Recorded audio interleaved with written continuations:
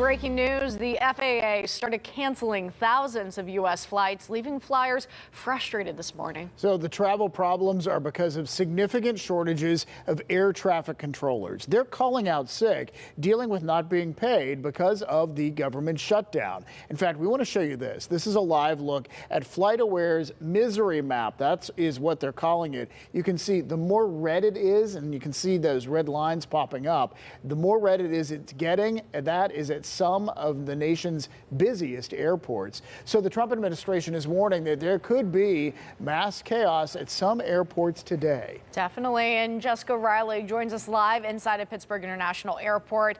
And Jessica, how are things looking right now? Earlier on, you were showing us some of the flight cancellations or delays there too. Hey, Megan and David. Yeah, right now everything's kind of looking good. What we're seeing is that normal traffic kind of moving in through the airport. The wait times and everything seem to be good here.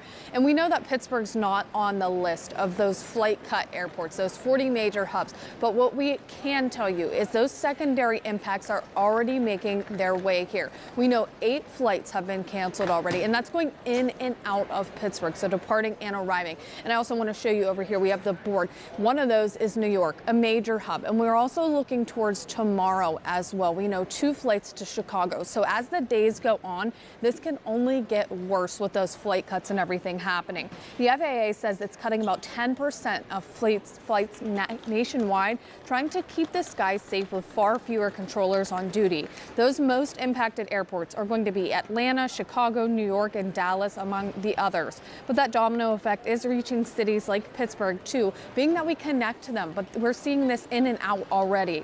Those cuts come as thousands of air traffic controllers and aviation staff continue to work without pay, many now calling out sick or refusing overtime as we hit the 6th week of this government shutdown.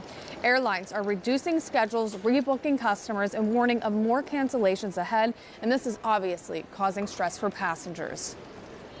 I'm like, am I going to get to my destination? Am I going to make it back from my destination? I'm kind of making contingency plans to drive the whole way if I need to.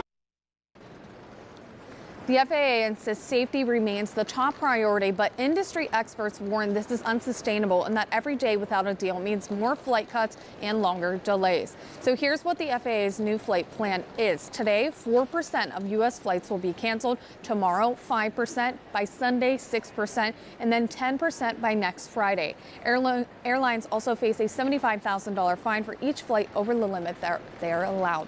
So we also know that Delta, United, and American already have canceled nearly 200 or more flights, and this could get worse as the days go on. So TSA is really reminding people, if you are flying, to make sure that you're getting to the airport early and make sure that you are being patient with them. Live at the Pittsburgh International Airport, Jessica Riley, back to you, Megan, David.